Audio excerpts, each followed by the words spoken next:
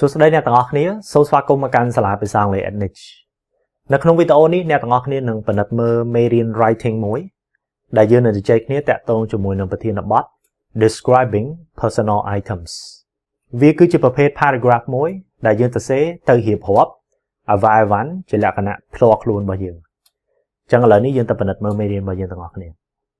អញ្ចឹងយើងនិយាយអំពី describing personal items ជាទូទៅនៅពេលដែលយើងពិពណ៌នាវត្ថុមួយអញ្ចឹងវាគឺជាការពិពណ៌នាមួយដែលយើងចង់ប្រាប់ឲ្យអ្នកអានគាត់ស្វែងយល់អំពីវត្ថុហ្នឹងឬក៏គាត់អាចសម័យឃើញវត្ថុហ្នឹងដោយមិនចាំបាច់ឃើញវត្ថុហ្នឹងផ្ទាល់តែម្ដងទេការនិយាយអញ្ចឹងវាងាយស្រួលជាងការសរសេរណាពីព្រោះថាពេលដែលយើងសរសេរការពិពណ៌នាវត្ថុវាអាចពិបាកប៉ុន្តែនៅក្នុងកម្រិតដំបូងអញ្ចឹងអ្នកទាំងអស់គ្នាមិនបាច់គិតច្រើនទេអ្នកទាំងអស់គ្នាខំប្រឹងពិពណ៌នាថាវត្ថុហ្នឹងមានរូបរាងម៉េចវត្ថុហ្នឹងសម្រាប់ធ្វើអីវត្ថុហ្នឹងប្រើប្រាស់សម្រាប់ប្រយោជន៍អីខ្លះអញ្ចឹងទៅការពិពណ៌នាបែបអញ្ចឹងគឺជាការពិពណ៌នាអំពីវត្ថុអី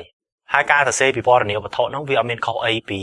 ការសរសេរពិពណ៌នាអំពីទីកន្លែងទេគឺយើងចាប់ផ្ដើម paragraph របស់យើងដោយយើងប្រាប់អ្នកអានថាយើងកំពុងតែនិយាយអំពីវត្ថុស្អីគេបន្តមក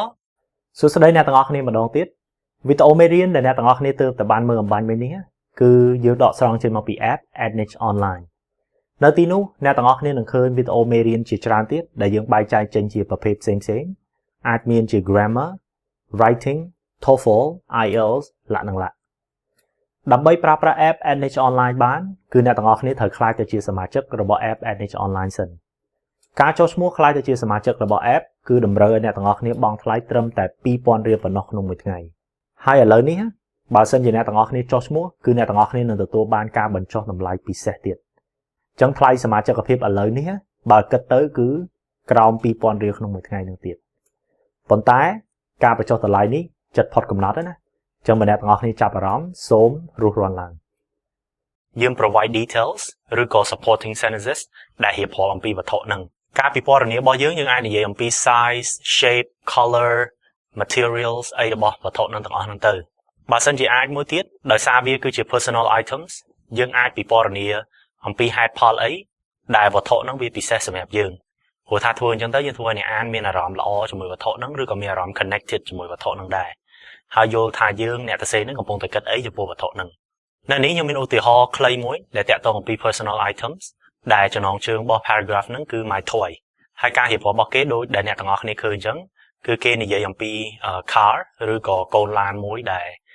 ក្មេងលេងហ្នឹងដែលវាជា toy ហ្នឹងអញ្ចឹងគាត់ពិពណ៌នាដែលប្រាប់អំពី color ប្រាប់អំពីទំហំរបស់វាថាវា small អីចឹងទៅហើយគាត់ប្រាប់ថាគាត់អាចដាក់វាតាមកប៉ៅតាមអីហើយអំពីអារម្មណ៍របស់គាត់តាក់ទងជាមួយនឹងកូនឡានហ្នឹងសម្រាប់នៅនេះវិញយើងមានការពិពណ៌នាមួយទៀតដែលនិយាយអំពីខោអាវកីឡា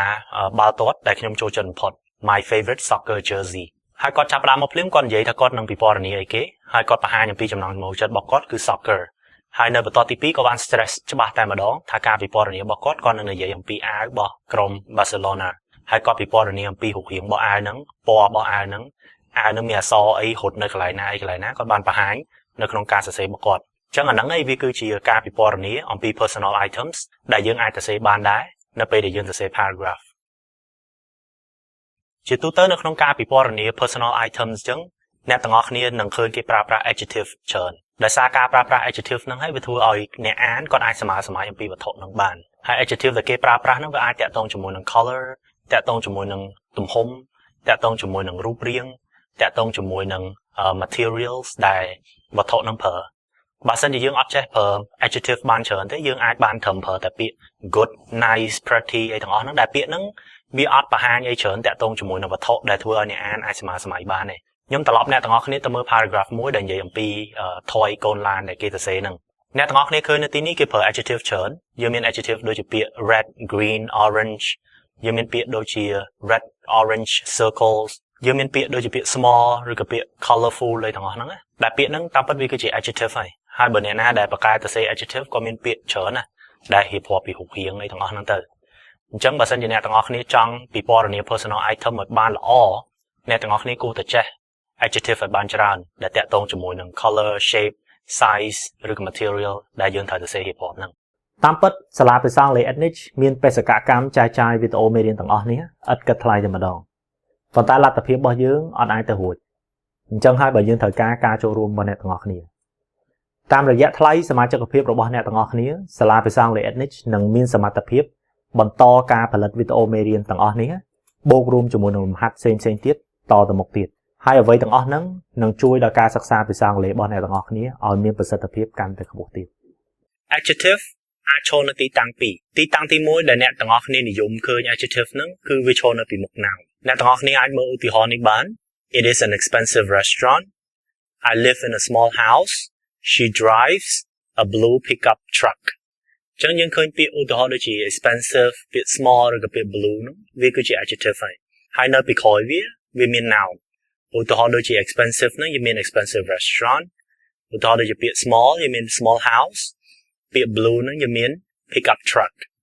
ដែលបង្ហាញថា adjective ហ្នឹងសុទ្ធតែឈរនៅពីមុខ noun ទាំងអស់សម្រាប់ករណីទី2វិញគឺ adjective ឈរនៅពីក្រោយ verb to be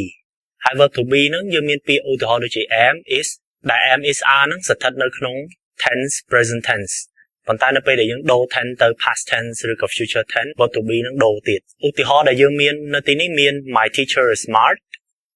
ដែល is ហ្នឹងវាគឺជា verb to be ហើយចឹង smart ហ្នឹងវាជា adjective វាឈរនៅក្រោយហ្នឹង the books are heavy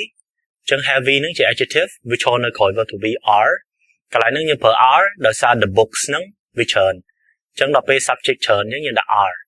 សម្រាប់ករណីខាងលើមិញMy teacher is smart ហ្នឹង my teacher គឺតែម្នាក់ឯងចឹងហើយបើយើងប្រើ is ទី3 English language is difficult to learn ចឹងអ្នកទាំងអស់គ្នាឃើញពាក្យ is កន្លែងហ្នឹងដោយសារ English language ហ្នឹងរឿងតែមួយទេហើយ difficult វាគឺជា adjective ចឹងវាឈរនៅពីក្រោយ verb to be is នៅពេលដែលអ្នកទាំងអស់គ្នាប្រើ adjective កំណត់ចំណាំមួយដែលអ្នកទាំងអស់គ្នាត្រូវចាំគឺថា adjective វាផ្លាស់ប្ដូររូបរាងទេមិនថាយើងប្រើនៅពីមុខ noun ហ្នឹង singularឬក៏ noun នឹង plural ឬក៏ noun នឹង feminine ឬក៏ noun នឹង masculine feminine នឹងមានន័យថាស្រី masculine នឹងមានន័យថាសម្រាប់ប្រុស adjective បើទោះជាជាមួយពាក្យណាក៏ដោយវាមានផ្លាស់ប្ដូររូបរាងដែរឧទាហរណ៍ដែលគេបង្ហាញយើងហ្នឹងយើងឃើញហើយយើងមាន a clever girl a clever boy clever girls clever boys បើទោះជា girl នឹងម្នាក់ girls នឹងច្រើន boy នឹងម្នាក់ឬក៏ boy នឹងច្រើន girl នឹងស្រី boy នឹងប្រុសក៏ដោយអ្នកទាំងអស់គ្នាឃើញពាក្យ clever ហ្នឹងគឺនៅតែ clever ដដែលអត់មានផ្លាស់ប្ដូរអត់មាន time s អត់មានអីទាំងអស់ចប់ហើយវីដេអូមេរៀនរបស់យើងមានតែប៉ុណ្្នឹងទេបើអ្នកទាំងអស់គ្នាចាប់អារម្មណ៍ចង់ក្លាយទៅជាសមាជិករបស់ app Edniche Online កុំភ្លេចតាក់ទងទៅ Telegram ដែលមានលេខ011 45 55 67អរគុណជំរាបលា